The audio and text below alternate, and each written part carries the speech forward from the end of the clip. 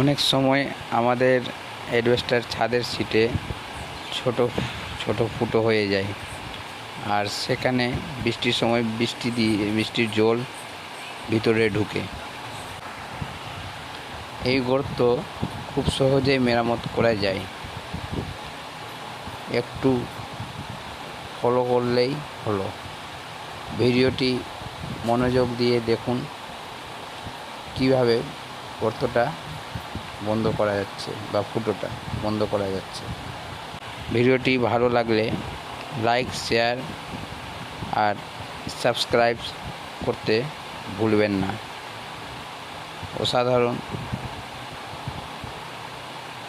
Idea.